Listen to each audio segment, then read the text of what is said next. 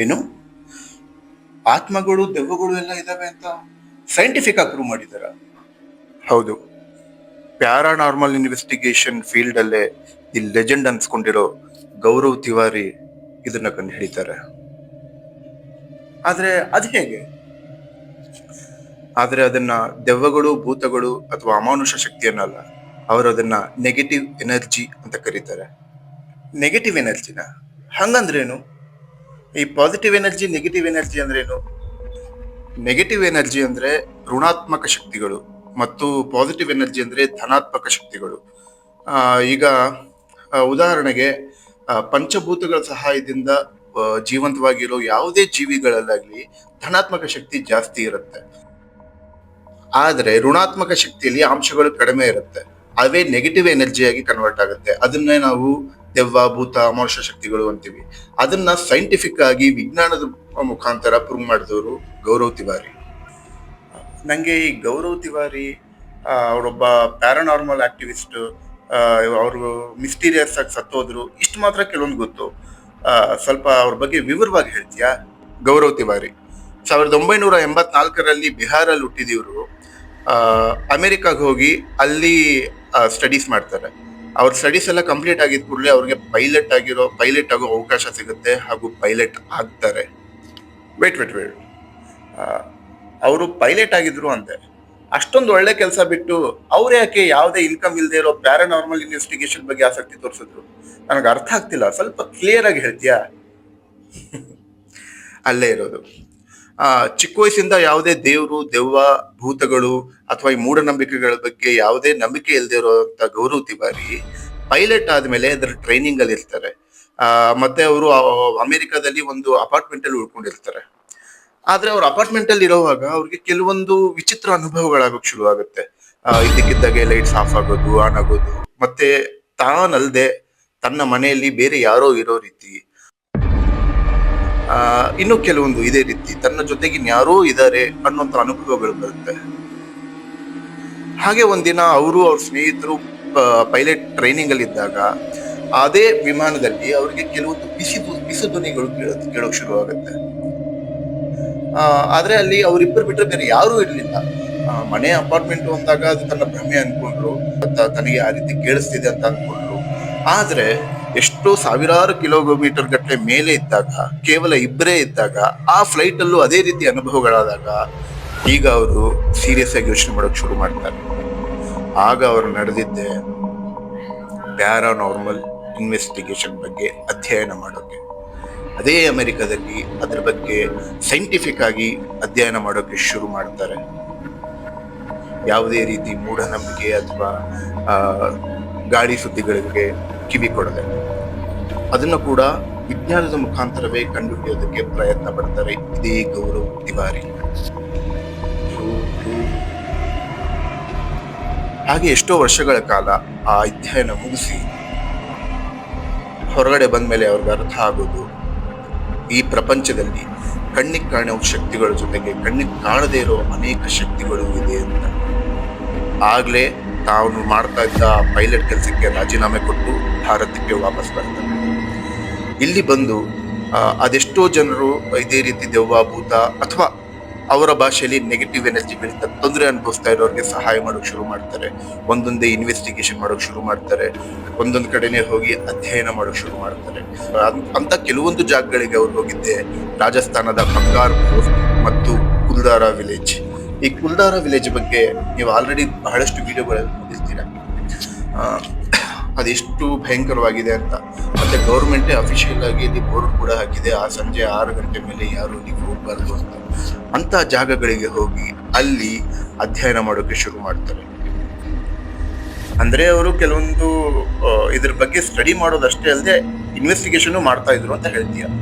ಅಷ್ಟೇ ಅಲ್ಲ, ತನ್ನ ಸ್ವಂತ ದುಡ್ಡು ಖರ್ಚು ಮಾಡಿ ಕೆಲವೊಂದು ಮಷಿನ್ಗಳನ್ನ ಬೇರೆ ದೇಶದಿಂದ ಇಂಪೋರ್ಟ್ ಮಾಡಿಸ್ಕೋತಾರೆ. ಆ ಮಷಿನ್ಗಳೇ ಪ್ಯಾರಾನಾರ್ಮಲ್ ಇನ್ವೆಸ್ಟಿಗೇಷನ್ಗೆ ಸೈಂಟಿಫಿಕ್ ಆಗಿ ನೆಗೆಟಿವ್ ಎನರ್ಜಿ ಇದೆ ಅಂತ ಪ್ರೂವ್ ಮಾಡೋಕೆ ಸಹಾಯ ಆಗಿತ್ತು. ಅದು ಹೇಗೆ ಕೆಲಸ ಮಾಡುತ್ತೆ ಅಂದ್ರೆ, ನೀವು ಈಗ ರೇಡಿಯೋ ಕೇಳಿದ್ದೀರಾ, ಫ್ರೀಕ್ವೆನ್ಸಿ. ಈಗ ನೀವು ಒಂದು ಚಾನಲ್ ಇಂದ ಬೇರೆ ಚಾನಲ್ಗೆ ಶಿಫ್ಟ್ ಮಾಡುವಾಗ ಮಧ್ಯದಲ್ಲಿ ಒಂದು ಸೌಂಡ್ ಬರುತ್ತೆ ಅಂತ. ಅದೇ ರೀತಿನೇ ಈ ಮಷಿನ್ಗಳು ಕೆಲಸ ಮಾಡುತ್ತೆ. ಅಂದ್ರೆ ನಮ್ಮ ಮನುಷ್ಯರ ಕಣ್ಣಿಗೆ ಕಾಣುವಂತವು ಕೆಲವೊಂದಿರ್ತವೆ, ಕಾಣದೇ ಇರುವಂತ ಸೂಕ್ಷ್ಮ ಜೀವಿಗಳು ಕೆಲವೊಂದಿರ್ತವೆ. ಅದನ್ನ ನಾವು ಸೂಕ್ಷ್ಮ ದರ್ಶಕದಿಂದ ನೋಡ್ತೀವಿ.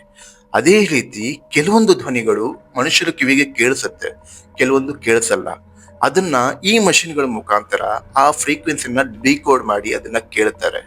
ಅದರಲ್ಲಿ ಇದೇ ಗೌರವ್ ತಿವಾರಿ ಯಶಸ್ವಿ ಆಗ್ತಾರೆ. ಅಷ್ಟೇ ಅಲ್ಲ, ಇವರು ಕೆಲವೊಂದು ಇಂಡಿಯನ್ ಶೋಸ್ ಗಳಲ್ಲೂ ಕೂಡ ಭಾಗವಹಿಸ್ತಾರೆ. ಉದಾಹರಣೆಗೆ MTV ಬಂದ ದ ಗರ್ಲ್ಸ್ ನೈಟ್ ಔಟ್ ಅನ್ನೋ ಒಂದು ಶೋ ಅಲ್ಲಿ ಇವರು ಭಾಗವಹಿಸ್ತಾರೆ. ಅಷ್ಟೇ ಅಲ್ಲ, ಇಡೀ ಭಾರತದಲ್ಲೇ ಇದೇ ಮೊಟ್ಟ ಮೊದಲ ಪ್ಯಾರಾನಾರ್ಮಲ್ ಅಥವಾ ಹಾರರ್ ರಿಯಾಲಿಟಿ ಶೋ ಅನ್ನೋ ಬಿರುದಕ್ಕೆ ಪಾತ್ರವಾಗುತ್ತೆ. ಇದಾದ ಮೇಲೆ ಆ ಇಂಥ ಬಹಳಷ್ಟು ಜನ ಇದರಿಂದ ನೊಂದಿರೋರ್ಗೆ ಸಹಾಯ ಆಗ್ಬೇಕು, ಸಪೋರ್ಟ್ ಸಿಗ್ಬೇಕು ಅಂತ ಒಂದು ದೊಡ್ಡ ನಿರ್ಧಾರ ತಗೊಳ್ತಾರೆ ಇದೇ ಗೌರವ್ ತಿವಾರಿ. ಅದೇನು ಅಂದ್ರೆ ಇಂಡಿಯನ್ ಪ್ಯಾರಾನಾರ್ಮಲ್ ಸೊಸೈಟಿಯ ಸ್ಥಾಪನೆ. ಅರ್ಥ ಆಗ್ಲಿಲ್ವಲ್ಲ? IPS ಅಂದ್ರೆ ಇಂಡಿಯನ್ ಪೊಲೀಸ್ ಸರ್ವಿಸ್ ಅಲ್ಲ, ಇಂಡಿಯನ್ ಪ್ಯಾರಾನಾರ್ಮಲ್ ಸೊಸೈಟಿ. ಇದನ್ನು ಸ್ಥಾಪನೆ ಮಾಡಿ ತನ್ನದೇ ಆದ ಒಂದು ತಂಡ ಕಟ್ಕೊಂಡು ಯಾರ್ಯಾರು ಈ ಈ ರೀತಿ ನೆಗೆಟಿವ್ ಎನರ್ಜಿಗಳಿಂದ ಅಥವಾ ಅಮಾನುಷ ಶಕ್ತಿಗಳಿಂದ ನೋವು ಅನುಭವಿಸ್ತಾ ಇರ್ತಾರೆ, ಅವ್ರ ಹತ್ರ ಹೋಗಿ ಅವರ ಸಮಸ್ಯೆಯನ್ನ ಬಗೆಹರಿಸಿ ಅಥವಾ ಆ ನೆಗೆಟಿವ್ ಎನರ್ಜಿಗೆ ಏನ್ ಬೇಕು ಏನ್ ಬೇಡ ಕಂಡು ಹಿಡ್ಕೊಂಡು ಅವ್ರ ಸಮಸ್ಯೆಗೆ ಪರಿಹಾರ ಕೊಡಿಸೋದೇ ಇವ್ರ ಉದ್ದೇಶ ಆಗಿರುತ್ತೆ. ಅದನ್ನ ತುಂಬಾ ಸಕ್ಸಸ್ಫುಲ್ ಆಗಿ ಮಾಡ್ತಾ ಬರ್ತಿರ್ತಾರೆ. ಹಾಗಾದ್ರೆ ಇವರನ್ನ ಪ್ಯಾರಾನಾರ್ಮಲ್ ಇನ್ವೆಸ್ಟಿಗೇಷನ್ ಲೋಕದಲ್ಲಿ ಇವರೊಬ್ಬ ಲೆಜೆಂಡ್ ಅಂತಾನೆ ಹೇಳ್ಬೋದು ಅಲ್ವಾ? ಆದ್ರೆ ಇಷ್ಟೊಂದೆಲ್ಲ ಅಧ್ಯಯನ ಮಾಡಿದವರು, ಇಷ್ಟೊಂದೆಲ್ಲ ಇನ್ವೆಸ್ಟಿಗೇಷನ್ ಮಾಡಿದವರು ಅದು ಹೆಂಗೆ ನಿಗೂಢವಾಗಿ ಸತ್ತು?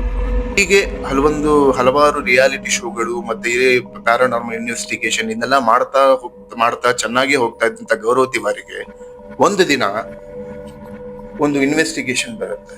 ಹಲವಾರು ಇಂಥ ಕೇಸ್ಗಳನ್ನ ಸಾಲ್ವ್ ಮಾಡಿರೋ ಗೌರವ್ ತಿವಾರಿಗೆ ಈ ಒಂದು ಕೇಸ್ ಬಹಳನೇ ತಲೆನೋವು ಉಂಟು ಮಾಡುತ್ತೆ. ಅದಕ್ಕಿಂತ ಮುಂಚೆ ಒಂದು ವಿಷಯ ಹೇಳ್ಬೇಕು ಅಂದ್ರೆ, ಗೌರವ್ ತಿವಾರಿ ಬರೀ ಇನ್ವೆಸ್ಟಿಗೇಷನ್ ಮಾಡಿ ಇದೇ ಇಲ್ಲ ಅಂತ ಮಾತ್ರ ಕಂಡುಹಿಡ್ತಿಲ್ಲ.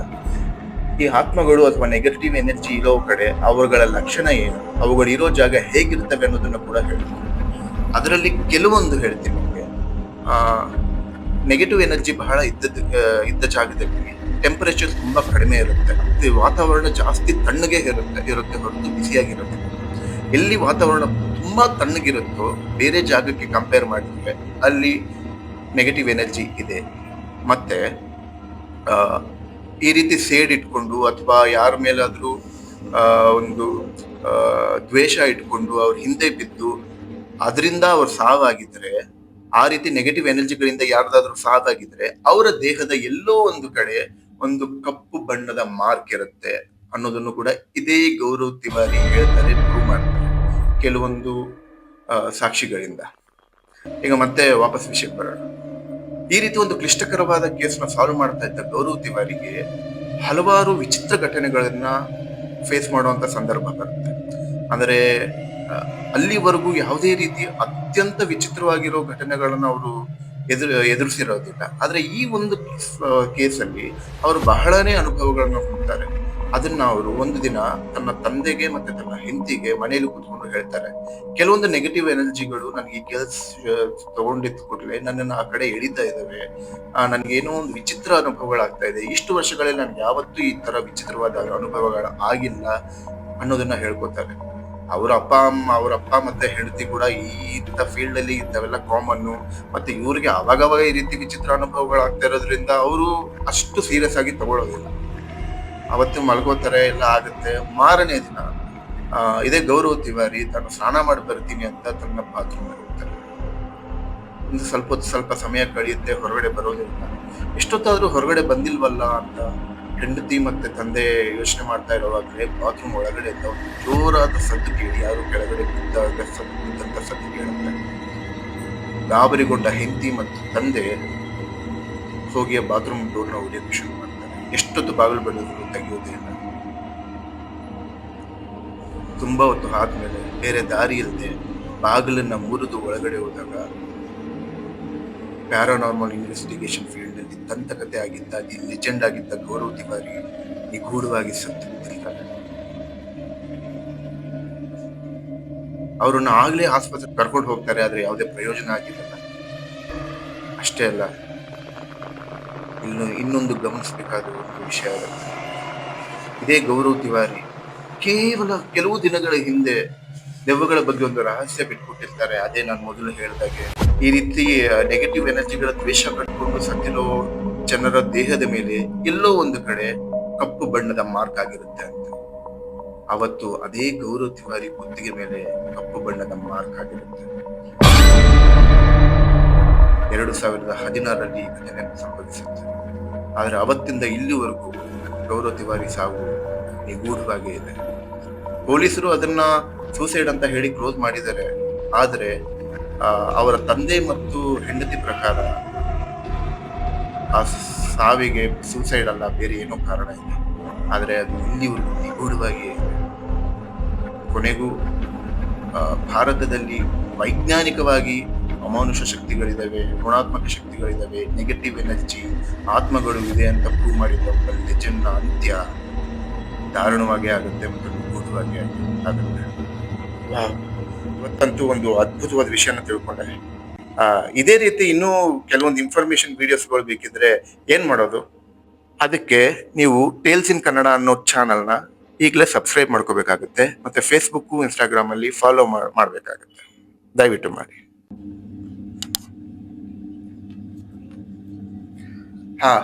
ಈಗಲೇ ಸಬ್ಸ್ಕ್ರೈಬ್ ಮಾಡಿದ್ದೀನಿ, ನೀವು ಕೂಡ ಸಬ್ಸ್ಕ್ರೈಬ್ ಮಾಡ್ಕೊಳ್ಳಿ. ಇದ್ಯಾಕೆ ಮನೆ ಇದ್ದಕ್ಕಿದ್ದಾಗೆ ತಣ್ಣಗಾಗ್ತಿದೆ?